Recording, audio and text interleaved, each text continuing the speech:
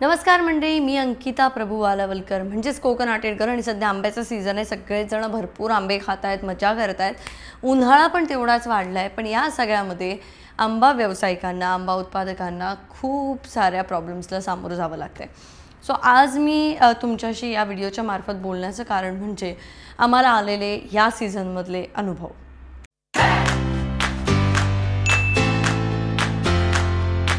तर जसं तुम्हाला माहिती आहे की माझा सिंधुद्योग नावाचा ब्रँड आहे, ज्याची सुरुवात मी आंब्याच्या व्यवसायाने केली होती आणि आम्ही दरवर्षी हजारो डझन आंबे विकतो आणि यावर्षी तो बिझनेस कितीतरी पटीने वाढला आणि कितीतरी जास्त लोकांपर्यंत आम्ही पोचलो. तर आत्तापर्यंत म्हणजे अगदी 3-4 आठवड्यांमध्ये म्हणता येईल की आम्ही 1300 डझनपर्यंत आंबा हा सेल केला आहे आणि त्यामधल्या 78 आमच्याकडे आलेल्या कंप्लेंट्स आहेत. 78 कंप्लेंट्समध्ये एकतर आंबा ट्रान्सपोर्टमध्ये खराब झाला आहे, म्हणजे कुरिअरवाल्यांनी तो अगदी चेपून बॉक्सची पार वाट लावून पोचवला आहे, अगदी दाबून वगैरे, किंवा त्या आता आंबा आतून खराब निघाला आहे वगैरे, अशा सगळ्या कंप्लेंट्स आहेत. किंवा कुरिअरला उशीर झाला त्यामुळे तो आंबा फार जास्त पिकला वगैरे, अशा कंप्लेंट्स आहेत. पण या जेव्हा कंप्लेंट्स येतात तेव्हा आम्ही त्यांना एकतर रिफंड किंवा रिप्लेसमेंट ह्या 2 गोष्टी इनिशिएट करतो. गेल्या वर्षीपर्यंत म्हणजे पहिल्या वर्षीचा माझा जो अनुभव होता, मला खूप त्रास दिला होता लोकांनी की आम्हाला रिफंडच हवा आहे किंवा हे हवं आहे. तेव्हा मी असं एक हे केलं होतं की तुम्हाला रिफंड नाही मिळणार, तुम्हाला नेक्स्ट ऑर्डरमध्ये आम्ही थोडंसं डिस्काउंट देऊ, असं वाला मी सिस्टम हे केली होती. पण यावर्षी मी असं म्हटलं की नाही, ठीक आहे, ज्यांची कोणाची कंप्लेंट येईल ना त्यांना सरळ सरळ रिफंड किंवा रिप्लेसमेंट दोन्ही ऑप्शन द्या, त्यांना सिलेक्ट करू दे त्यांना काय हवं आहे ते. कारण काही वेळेला आपण रागात असतो आणि आपल्याला असतं मला तुमच्याकडे काहीच नको आहे, मला माझे पैसे परत द्या. मग अशा वेळेला असं ज्यांना वाटेल त्यांना पैसे परत द्या. ज्यांना असं वाटेल की ठीक आहे, ते फळ आहे, झालं असेल किंवा कुरिअरवाल्याकडनं चुकी झाली आहे तर ठीक आहे, आपण परत एकदा घेऊ, त्यांना तुम्ही परत पाठवा. किंवा because customer satisfaction is our top priority, असं मी सगळ्यांना सांगून ठेवलं होतं. आणि तेच सगळेजण फॉलो करत होते आणि त्यामध्ये कंप्लेंट्स पण येतात आंब्याच्या बाबतीत आणि गोड गोड धमक्यासुद्धा येतात. सो आम्हाला अशाच काही फनी धमक्या पण आल्या यामध्ये. तर त्यामध्ये एक धमकी अशी होती की एका माणसाचे 1 डझनचा बॉक्स होता, त्यामध्ये 5 आंबे खराब निघाले. सो त्यांचं डोकं फिरलं आणि मग त्यांनी असं आम्हाला म्हटलं की 5 आंबे खराब निघाले, ते तुम्हाला माहिती आहे का, मी कोण आहे, काय आहे, माझी CM सोबत ओळख आहे, मी CMच्या कानावरती हे घालू शकतो.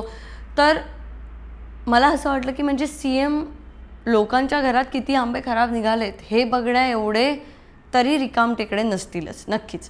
पण असतीलही. चला, तुम्ही एकदम CMचे खास आहात आणि CMला तुम्ही सांगितलं की असं असं आहे, मी या व्यक्तीकडनं घेतले होते, त्यांच्याकडनं 5 आंबे खराब निघाले. मग CM ह्याच्यावर काय करणार?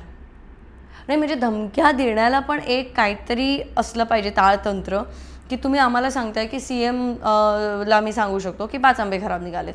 तर त्यापेक्षा कोणीही आमच्या टीममधलं त्यांना उत्तरं दिली नव्हती. कोणीही त्यांना सांगितलं नव्हतं की आम्ही तुम्हाला आंबे देणारच नाही, काय वाटेल ते करा, काय हवं ते करा, कुठे निघून जा, आम्ही तुम्हाला काही 1 रुपया देणार नाही, ते आंबे आहेत आतून कसे निघतात आम्हाला माहीत नाही, असं कोणीही काही त्यांना रिप्लाय दिला नव्हता.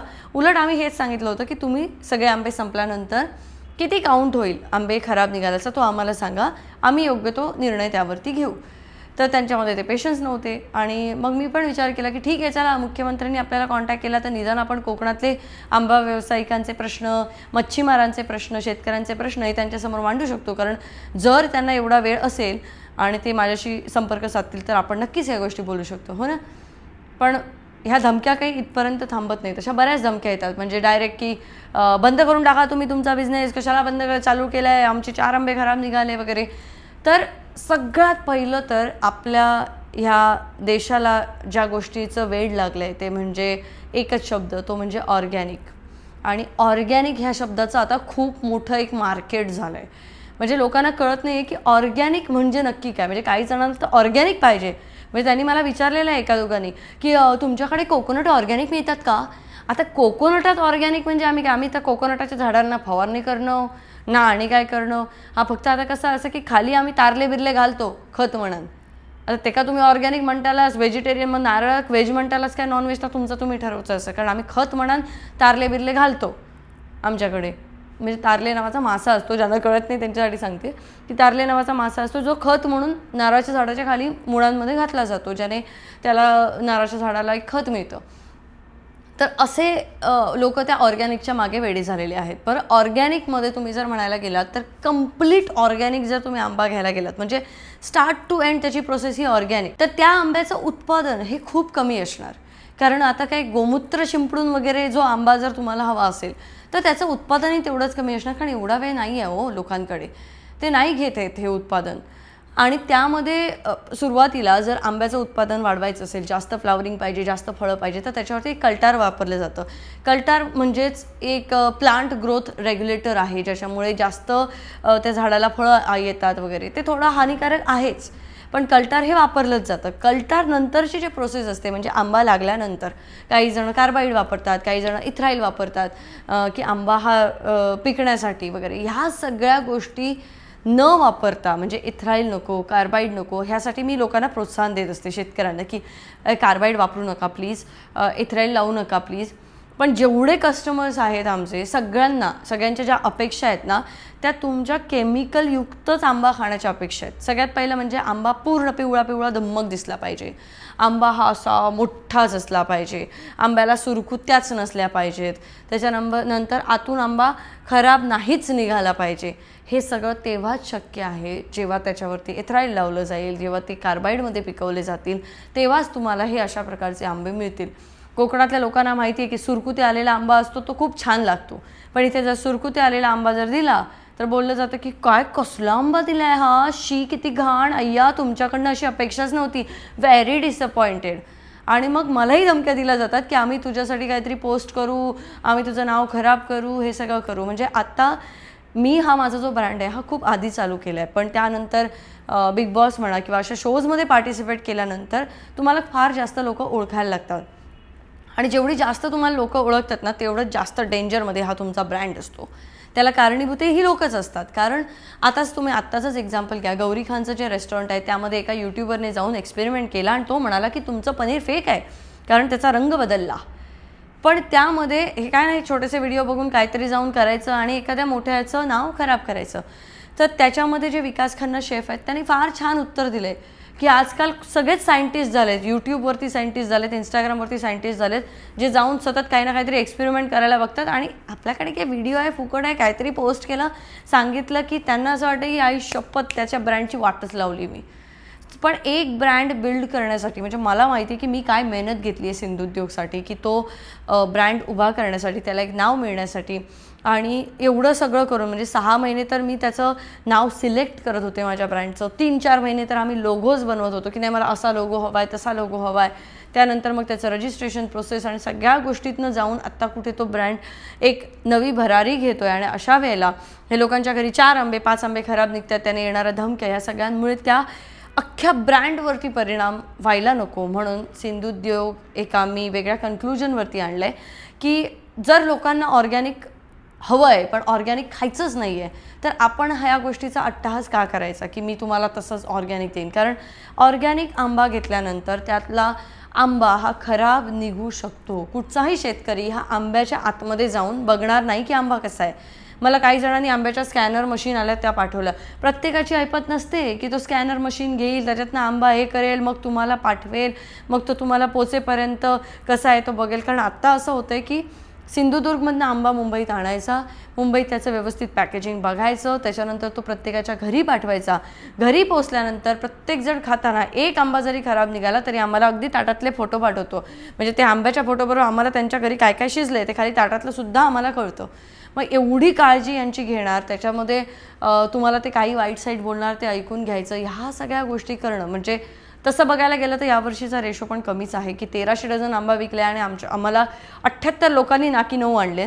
सो 78 आणि 1300 हा ह्यूज डिफरन्स आहे. पण तरीसुद्धा मला वाटतं की ज्या पद्धतीने त्रास दिला जातो किंवा ज्या पद्धतीने घालून पाडून बोललं जातं की तुम्ही कोकणातले लोक असेच आहात, तुम्ही कोकणातले लोक फसवतात, तुम्ही कोकणातले लोक कधीच ग्रो करू शकणार नाहीत वगैरे, अशा सगळ्या गोष्टी ऐकायला लागतात ह्या फक्त आंब्याच्या सीझनमध्ये. तर तुम्हाला जर ऑर्गॅनिक खायचं आहे, सिंधुदुर्गमधनंच आंबा हवा आहे, म्हणजे देवगडमधनं प्रॉपर देवगडमधला पाठवा. मला स्वतःला कळत नाही देवगडचा हापूस आहे की वेंगुर्ल्याचा हापूस आहे की कुठचा हापूस आहे. म्हणजे जर माझ्यासमोर 4 फळं ठेवली ना तर मी सुद्धा ओळखू शकत नाही. ते चवीने ओळखणारे लोक तेच आहेत जे प्रॉपर देवगडमध्ये राहतात ना, त्यांनाच ते कळेल. त्यातल्यासुद्धा काही लोकांना कळेल की हा आंबा कुठचा आहे. सो हे आपण नॉर्मल लोक कोणीच, सिंधुदुर्गात राहणारे सुद्धा सिंधुदुर्गमधले कोणी ओळखू शकणार नाहीत की हा आंबा कुठचा आहे. पण तो आंबा जो उत्पादक आहे ना त्यालाच कळतं की तो आंबा कुठचा आहे. पण तरीसुद्धा जेन्युइनली आम्ही सांगतो की हा वेंगुर्ल्याचा आंबा आहे, हा इथला आंबा आहे. आम्ही एक प्रॉपर स्लॉट आमचे असतात, त्या स्लॉट वाईज आम्ही तिकडचा आंबा त्यांच्यापर्यंत पोहोचवतो. तर हे सगळं करताना हे जे अनुभव येत आहेत या सगळ्यावरनं मी सिंधुद्योगला एका कन्क्लुजनवरती आणलं आहे की buy on your own risk, no refund, no replacement. तुम्हाला घ्यायचा असेल तर तुमच्या रिस्कवरती घ्या. प्रत्येक एक आंबा खराब निघाला की सांगणं, मग त्याचं आम्हाला पॅम्परिंग करत बसणं, ह्या सगळ्या गोष्टीसाठी खूप वेळ जातो. टीमलासुद्धा खूप ऐकून घ्यावं लागतं. आणि कोणी कसेही बोलतात की आम्ही तुमच्यावर उपकार केले, घ्या, चला तुम्हाला भीक दिली, ह्या हे पैसे, आमच्या पैशाने तुम्ही काय मोठे होणार. सो हे सगळी तळतळाट घेण्यापेक्षा ना आम्ही आधीच क्लिअर असलेलं खूप चांगलं. आणि तुमचा ब्रँड जोपर्यंत एखादा स्ट्रॉंग डिसिजन घेत नाही, आणि असंही नाही आहे की ऑर्डर्स कमी आहेत आमच्याकडे त्यामुळे आम्हाला हे सगळं करावं लागतं किंवा काय करावं लागणार आहे इन फ्युचर. तर आमच्याकडे सोसायटीज आहेत मुंबईमधल्या, ज्या अख्खीच्या अख्खी सोसायटी आमच्याकडनं आंबा घेते, अख्खीच्या अख्खी एक कंपनी आमच्याकडनं आंबा घेते. त्यामुळे गरजेचं नाही की हे 1 डझन आंबा पाठवून नंतर त्या 1 डझनमधले 4 खराब निघाले तर 50 शिव्या ऐका किंवा मोठमोठे मेसेजेस बघत बसा. त्यामुळे मी या डिसिजनवरती आले. आंब्याचा व्यवसाय हा पूर्णपणे बंद करूया अशा कन्क्लुजनवरती आलेली मी 2 दिवस विचार करून मी हा डिसिजन घेतला आहे, जेणेकरून जे काम करतायत आमच्यासोबत त्यांनाही त्रास नको.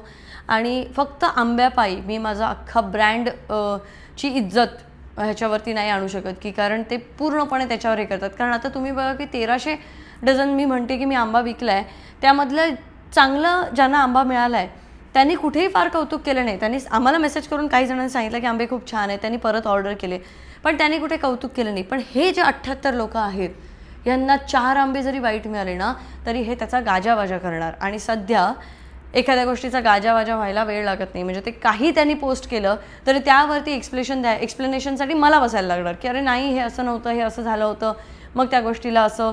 मग हे सगळे उत्तर प्रत्युत्तर करण्यापेक्षा मीच जर आधी क्लिअर असेल, माझा ब्रँड आधी क्लिअर असेल की no replacement, no refund, buy on your own risk, तर आम्ही फार चांगला बिझनेस करू शकतो आणि फार जास्त ग्रो करू शकतो असं मला वाटतं. कारण तुम्हाला जर ऑथेंटिक हवं आहे, तुम्हाला खायचंच आहे, तर तुम्ही तुमच्या रिस्कवरती घ्या. कारण फळाच्या आतमध्ये जाऊन चेक करण्या इतकं आम्ही तर काम करू शकत नाही. दुसरी महत्त्वाची गोष्ट म्हणजे आंबे पोचल्यानंतर प्रत्येकाला एक सवय झाली आहे की आजकाल पायरीला घासून आंबा कापतात. म्हणजे इतकं घासून कापतलेत आणि मग आमका फोटो पाठवला की हो बघा, हो आंबो खराब झालो. अरे वाईच तरी त्या बाटी एक सोडा, नंतर ती बाट चोकून खावा. पण त्या पायरीला घासूनच आंबा कापायचा असतो आणि कापल्यानंतर हे दाखवायचं असतं की आंबा खराब निघाला, आत्ता आम्हाला रिप्लेसमेंट नाही तर रिफंड द्या, नाहीतर मग बघा. सो ह्या सगळ्या गोष्टी आणि हे सगळे त्रास जे काही आहे ते मी अनुभवलेत. आणि याच सगळ्या गोष्टीमुळे कोकणातली मुलं जी आहेत ना ती बिझनेसमध्ये पुढे येत नाहीत, आंब्याच्या बिझनेसमध्ये. कारण तुम्हाला एकतर पिकलेले आंबे द्यायचे, त्याच्यानंतर हे असं ऐकून घ्यायचं यापेक्षा तो कच्चा आंबा चांगल्या भावाने दलालांना दिलेला चांगला आहे.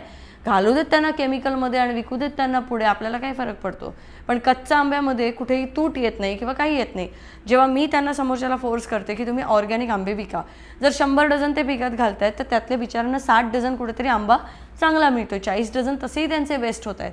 मग हे सगळं कच्च्या आंब्यामध्ये होत नाही. त्यामुळे कच्चा आंबा विकायचा आणि पैसे कमवायचे, हे खरोखर त्यांची चांगली कल्पना आहे. कारण मलाही तेच वाटतं. कारण हे जे लोक आहेत जे 1-1 डझन आंबा ऑर्डर करून नंतर शिव्या घालणार आहे, त्याच सगळ्या लोकांच्या कमेंट असतात की अरे कोकण सोडू नका, कोकणातल्या लोकांनी कोकणातच राहा, कोकणात बिझनेस करा, कोकण वाचवा, कोकण हे करा. सो कोकणातल्या लोकांकडे ना उत्पन्नाचे काही कमी सोर्सेस आहेत, म्हणजे लिमिटेड सोर्सेस आहेत.